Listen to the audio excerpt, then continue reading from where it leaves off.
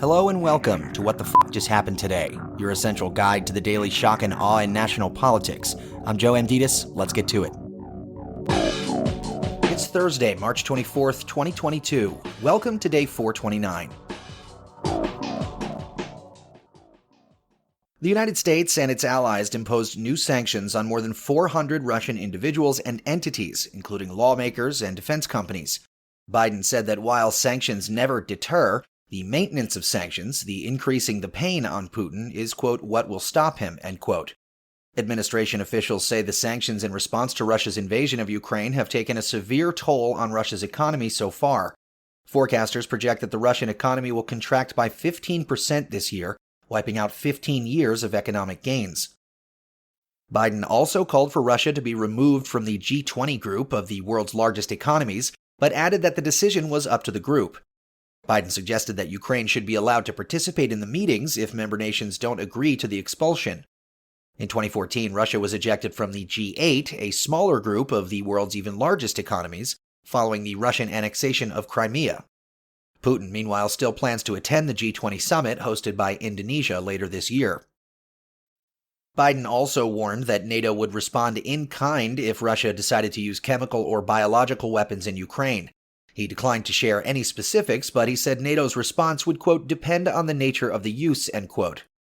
NATO allies also agreed to provide Ukraine with equipment and training to deal with a possible Russian attack using chemical, biological, or nuclear weapons. The G7 nations, meanwhile, issued a statement warning Putin against the use of chemical, biological, or nuclear weapons in Ukraine. Moving on, a Manhattan prosecutor who investigated Trump's financial dealings says he believes that Trump is, quote, guilty of numerous felony violations, end quote, and said that it's a grave failure of justice not to hold him accountable. The prosecutor, Mark Pomerantz, resigned in February after the new Manhattan District Attorney Alvin Bragg abruptly stopped pursuing an indictment against Trump and suspended indefinitely the Trump investigation, contrary to the public interest. In his resignation letter, Pomerantz said, quote, the team that has been investigating Mr. Trump harbors no doubt about whether he committed crimes. He did, end quote. Pomerantz added that the felonies are related to the preparation and use of his annual statements of financial condition, which were false. Both Pomerantz and Carrie Dunn, another top investigator on the team probing Trump and the Trump Organization, had planned to charge Trump with falsifying business records, specifically his annual financial statements. Meanwhile, Trump repeatedly pushed Republican Representative Mo Brooks to rescind the 2020 election results, as well as remove Biden from office and redo the last presidential election in several conversations he had with Brooks last year. Brooks disclosed the conversations with Trump after Trump withdrew his endorsement of Brooks in the Republican U.S. Senate primary election in Alabama.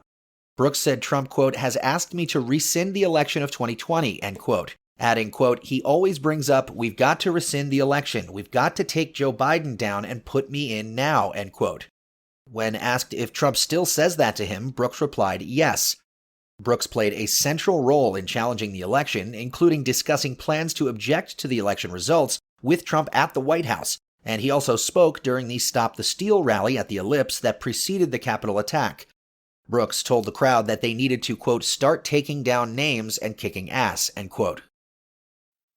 Speaking of January 6th, the committee investigating the insurrection at the Capitol will vote on Monday to hold two former Trump White House advisors, Peter Navarro and Dan Scavino Jr., in criminal contempt of Congress. The committee subpoenaed Scavino last September and Navarro in early February. Neither one cooperated or provided testimony, but Navarro did call the investigators terrorists. If the full House of Representatives also approves the referrals, it would then move on to the Justice Department for potential prosecution. Navarro was Trump's former trade advisor, while Scavino was former deputy chief of staff. Moving on, Supreme Court nominee Ketanji Brown Jackson's historic confirmation hearings concluded today after hearing from outside witnesses. Members of the American Bar Association, which gave Jackson its highest professional rating, praised her as a first-rate judge who would bring impeccable credentials to the job without any biases. The ABA said they found no evidence to support Republican allegations that Jackson was lenient in her sentencing as a federal trial court judge.